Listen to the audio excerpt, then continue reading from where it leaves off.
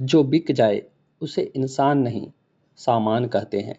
लोगों ने मेरे बारे में क्या कहा यह मुझे मत बताओ, बल्कि मुझे यह बताओ कि वह तुम्हें यह बताने में इतने सहज क्यों थे।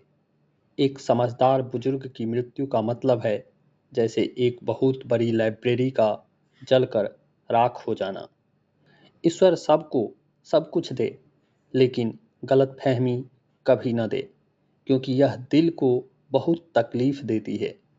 पेड़ से गिरते हुए पत्ते हमें सिखाते हैं कि कभी कभी जाने देना भी खूबसूरत होता है। एकांत हमेशा आपको एक महत्वपूर्ण व्यक्ति से मिलवाता है, और वह महत्वपूर्ण व्यक्ति आप खुद ही होते हैं। धीमी सफलता चरित्र बनाती है, और तेज सफलता अक्सर अहंकार पैदा करती है। कलयुग का अजीब नजरिया देखिए। यहाँ दूसरों की पीड़ा को लोग कर्मों की सजा कहते हैं, और अपनी पीड़ा को जीवन की परीक्षा।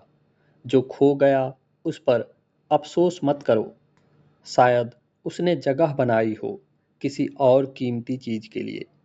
जब शब्दों में बताने पर भी कोई आपके दर्द को महसूस न करे, तो समझ लेना कि आपने अपना दर्द किसी गलत इंसान के सामने रखा है। मोह के रहते हुए यदि प्राण चले जाए तो उसे मृत्यु कहते हैं, लेकिन यदि प्राण रहते हुए मोह खत्म हो जाए तो उसे मुक्ति कहते हैं। धैर्य भी वहीं तक अच्छा होता है जहाँ तक आत्मसम्मान सुरक्षित रहे, क्योंकि जहाँ सम्मान से समझौता करना पड़े वह धैर्य नहीं, कायरता कहलाता है। क्यों व्यर्थ की चिंता करते हो? जो बीत गया वह अनुभव था, जो चल रहा है वह परीक्षा है, और जो आने वाला है वह आपकी मेहनत का फल होगा। रिश्तों में सबसे बड़ी गलती यह होती है कि हम आधा ही सुनते हैं, थोड़ा समझते हैं, और बिना सोचे हुए दुगुनी प्रतिक्रिया दे देते हैं। अगर कोई अपना दर्द लेकर आपके पास आता है तो कोशिश करना कि वह बिना मरहम के वापस न जाए। घर के झगड़ों में न ही कोई जीतता है और न ही कोई हारता है, बस घर की शांति और खुशियाँ हार जाती है। अच्छे जरूर बनो, लेकिन यह साबित करने में अपना समय बर्बाद मत करो।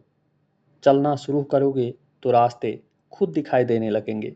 पहला कदम तो उठाओ, मंजिल खुद सामने आ जाएगी। फल की चिंता छोड़कर अच्छे कर्म करते चलो, क्योंकि जीवन एक कर्म भूमि है। जो बोओगे वही पाओगे। अगर कभी गलत रास्ते या गलत ट्रेन में चढ़ जाओ तो जितनी जल्दी हो सके उतर जाना, क्योंकि देर करने पर वापसी बहुत महंगी पड़ती है।